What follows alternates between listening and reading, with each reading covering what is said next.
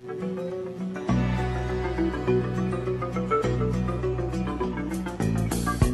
was a highwayman. Welcome back to The Drive here on ESPN Radio 93.9 The Team. I'm your host, Aaron Marks.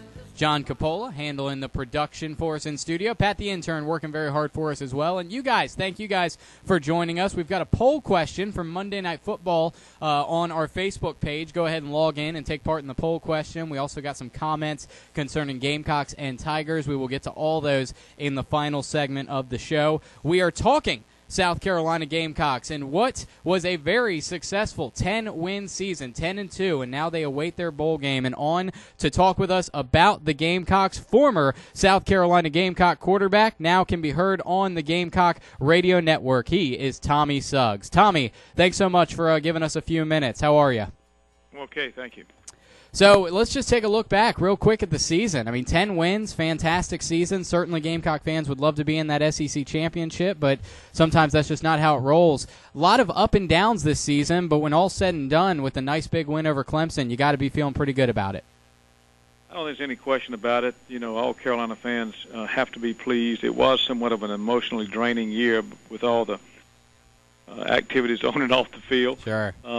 But particularly, I think, with the Garcia situation, I mean, Stephen was an interesting character and did a wonderful job in many ways for Carolina, doing things that's never been done here before as a quarterback. At the same time, you know, he was one of those you love to love and you love to hate him, too, and just got disgusted with him at times. Yeah.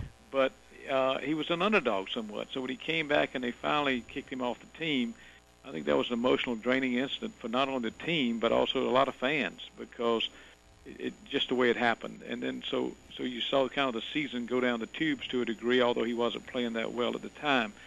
In steps Connor Shaw. Things began to come on pretty well, and all of a sudden your Heisman Trophy candidate, who at that time was probably number 1 or number 2 in the country in Heisman Trophy voting, he went down. And we had to go to a fifth-string running back because all the other guys were hurt. Yeah. And I just think Coach Spurrier and the staff have done a remarkable job of holding the team together and continue to win. Just find a way to win. And on top of that, with the new quarterback, you had to change your main offensive focus, I guess. And then we had some injuries on defense, and so remarkably so, we're 10-2, and we did put together, if not our best, certainly one of our best games against Clemson. And so it's been a heck of a year. Good ride. Yeah, it's been up and down. It's been interesting. You never knew what was going to happen next. As a former quarterback, talk to me about Connor Shaw, his abilities that you've seen so far as he's developed this year, and certainly a lot of reasons to be excited about him as you await a bowl game and look ahead to 2012. Well, I think a simple thing on Connor Shaw is he's got the it factor. And, a lot of people, you can't define the it, whatever it is, but the kid clearly knows how to play football. He's smart. He doesn't get you in trouble on or off the field. He's disciplined, and he's got surprisingly great speed. And I think the key word there is surprisingly, because I do see players, I saw Clemson the other night, take bad angles on his runs.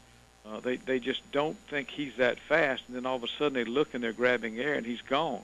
And they'll get used to that, but he has established himself as an offensive weapon because before the game everybody knew what Clemson was going to have to do, and Dabo Swinney clearly said that. So did Kevin Steele, the defensive coordinator. That is, we got to stop the quarterback, and they didn't stop him. And he's a complicated guy to play against because he does throw the ball really well, and he just hadn't had a chance to do it until we played Clemson. So he's a good guy, good kid to base our future on, I think, for the next couple of years. I mean, he can play. Talking with Tommy Suggs from the Gamecock Radio Network. Shaw's numbers the other night, 14 of 20 for 210 yards, 3 touchdowns, averaging 10.5 per throw, and then he rushes 19 times for 107 yards. So really, that's an unbelievable football game right there. Those are amazing numbers. It really is, and particularly in a big game like Clemson, but he's played big games. I mean, he really came into his own and just really, I think, had the team rally around him a little bit. He's clearly a different personality and different style than Garcia, but he does perform on the field. And you can tell when after a big play how the kids feel, and I think they have developed a lot of confidence in him. And I think Shaw is maturing with every game. And, again, I think he's played exceptionally well. He's got a very strong arm. People don't realize that. But I think you see, I go to practice about twice a week, and I see a different mentality and different culture developing on the offensive side of the practice field, too, with him there. The calming effect, very businesslike. And I think Coach Spurrier and the coaching staff like that. They like that a lot. So things are going pretty well. Yeah, certainly a lot of reasons for the Gamecocks to be excited. Now they wait on a bowl game. Couple questions on which direction they could go there. We'll find out next week. But I want to talk to you about another offensive player we've touched on already, being Marcus Lattimore, and that he is Coach Spurrier talked to the media about how he would be traveling with the team. He's been with the team every practice, every game. They're on the sidelines. Talk about his contributions as a leader on this squad, even when he wasn't able to play in games anymore. Well, he brings just what you said, confidence and leadership to the team. He's a great kid. He's a hard worker. He's soft-spoken to a degree, but also he's one of those guys, sort of like Connor Shaw. They don't have to say a lot with their mouth because they perform. They do it with their body, their actions, their livability, and so forth. So Marcus Lattimore is a nice young man. I know him real well. He's just a pleasure to be around, and he'll never, ever embarrass his family or the university in any way, shape, or form. And plus, on top of all that, he's a pretty doggone good football player, too. So everybody respects him a lot, and he's a great representative of our university. And I think he'll be back better than ever. And it's just nice to have him around because he can help the young running backs, particularly Brandon Wiles, when he was thrown in the mix as a true freshman and fifth stringer. And people forget, John, that when Marcus Lattimore went down, Carson had already gone down with a knee against Georgia. Eric Baker was out. He was the fourth string. And Kenny Miles, who had a great game the other night against Clemson, he had a hurt hand. So we really had to go to the fifth string running back, which was Brandon Wiles. And for Marcus to be there to help him, I know was very, very helpful and helped Brandon Wiles get better, particularly in his blocking and assignment reading and all. So Marcus is hard to do without. We want him around us a long time.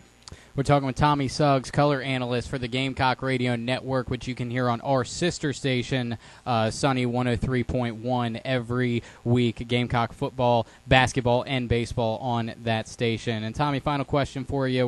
We go through this Clemson game, and you talk about all the guys that had big games, all of the players that came through. They really were firing on all cylinders to beat a very good Clemson team. Who do you give the proverbial game ball to? Who do you credit most, whether it be Shaw or the defense or the running backs or the receivers? Who do you credit most with the best game in the Clemson win and why they won the game in the fashion that they did? That's a good question.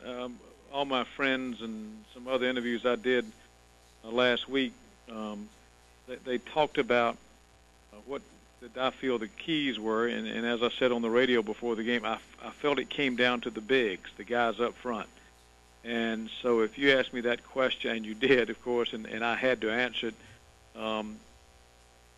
in a way that I think is the best way of answering it, it would have to be to the offensive and defensive linemen. I felt like those guys really controlled the lines of scrimmage.